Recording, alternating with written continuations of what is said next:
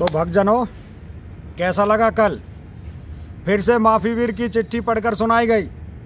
भाई अपने को तो बहुत मज़ा आया जब राहुल जी ने सावरकर के लिखे शब्दों को पहले इंग्लिश में फिर हिंदी में पढ़कर सुनाया।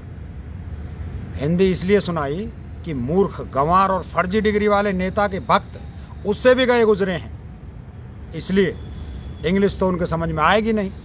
और अगर वो बोले कि सावरकर ने माफ़ी नाम हिंदी में क्यों नहीं लिखी, तो ये शिकायत भी कर सकते हैं। बेचारे अंधभक्त इसीलिए तो कहलाते हैं, जिन्हें अंधा करके भक्त बना दिया गया। अब वो ना खुले में बैठ सकते हैं ना कर सकते हैं बात, मतलब खुले में बात भी नहीं कर सकते। जनता मोदी और अमित शाह के वीडियो मुंह पर चिपका देती है। खैर, महाराष्ट्र में भारत जोड़ो यात्रा के दौरान राहुल जी ने भरी सभा में सावरकर की चिट्ठी खोलकर माफ़ीनामा पढ़कर सुना दिया, जिसमें लिखा है कि मैं आपका नौकर हूं, आप मुझे अपना वफादार समझें, हमेशा आपका गुलाम रहूंगा, मुझे माफ़ कर दें और जेल से निकाल दें। ये शब्द वीरों के वीर, महावीर वीर सावरकर के थे। असलियत में वीर नहीं, कायर सावरकर थे, जिन्होंने अंग्रेजों से माफ़ी नहीं बल्कि खुद को उनका गुलाम बनाए रखने का वचन भी दिया। ऐसे कायर, बुज़दिल और डरपोक भगोड़े को भाजपा पूजती है। छत्रपति शिवाजी, महाराणा प्रताप, फिर भगत सिंह, खुदीराम बोस, राम प्रसाद बिस्मिल, जवाहरलाल नेहरू और अपने प्राणों का बलिदान हंस हंस कर देने वाले लाखों स्वतंत्रता सेनानियों के देश में कायर, डरपोक सावरकर की जय बोलने वाले अपनी औकात दिखा देते हैं कि ये लोग भी आज़ादी के पक्षकार नहीं रहे। इन्हें कल भी गुलामी पसंद थी, आज भी गुलामी पसंद है। राहुल गांधी जी ने खुले आसमान के नीचे नरेंद्र मोदी और अमित शाह के नाम के दोनों ढोंगियों की सरकार के सामने बीच मैदान में दहाड़ते हुए सावरकर का असली सत्य जनता के सामने खोल दिया। जिस पाप को, जिस कायरता को, जिस बुज़दिली को, जिस गद्दारी को भाजपा IT सेल करोड़ों रुपए खर्च करके बचाते फिर रही थी, उसे राहुल जी ने दुनिया के सामने बेपर्दा कर दिया। आज चाहे प्रियंका ठाकुर हो या अनुराग ठाकुर, या भाजपा के अंदर हो या बाहर, जो लोग खुद को ठाकुर कहते हैं, आज उनकी ठकुराई तो गीदड़ों की जात साबित कर दिया। ये लोग ठाकुर सिर्फ नाम के हैं, खोखले हो चुके हैं। ये लोग जो खुद को ठाकुर कहते हैं और सावरकर की जय बोलते हैं, वो लोग इस देश के असली ठाकुरों के नाम पर कलंक हैं। अरे ठाकुर तो महाराणा प्रताप थे, जो दुश्मन के सामने सीना ताने खड़े रहे, लड़ते लड़ते वीरगति को प्राप्त हुए, लेकिन माफ़ी नहीं मांगी, हाथ नहीं जोड़े। ठाकुर वो छत्रपति शिवाजी महाराज थे, आखिरी लम्हे तक छत्रपति रहे, किसी और का छत्र स्वीकार नहीं किया।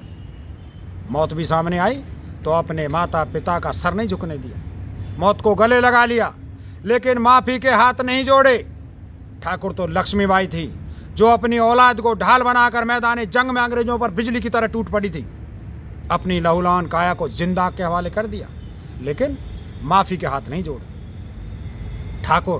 ठाकुर तो वो छत्रानी पद्मावती थी, जिसने अपने सम्मान के लिए जीते जी अग्नि का हवन कर दिया, खुद आहुति बन गई, लेकिन माफ़ी के हाथ नहीं जोड़े। ठाकुर तो वो नेहरू थे, जो 16 साल जेल में रहे, लेकिन माफ़ी के हाथ नहीं जोड़े।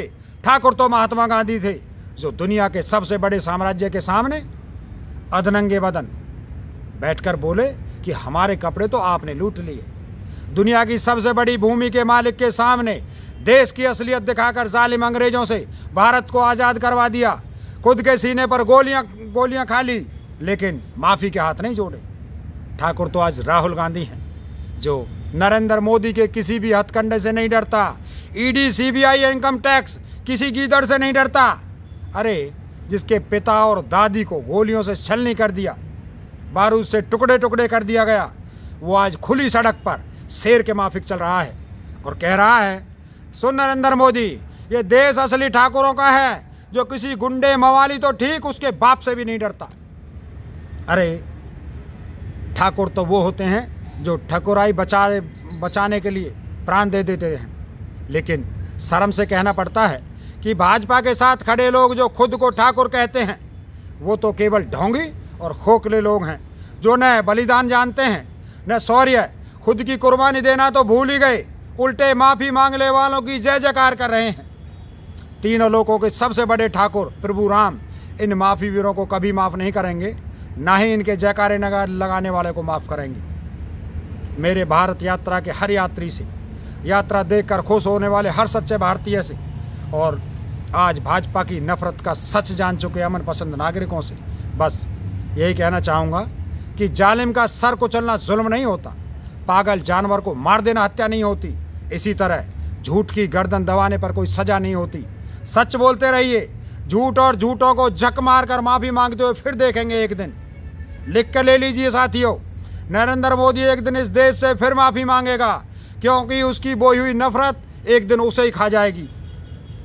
भारत जोड़ो यात्रा के लिए कहूँगा कि अभी तो ये अंगड़ाई है, आगे और लड़ाई है। जय जगत, जय भारत जोड़ो यात्रा।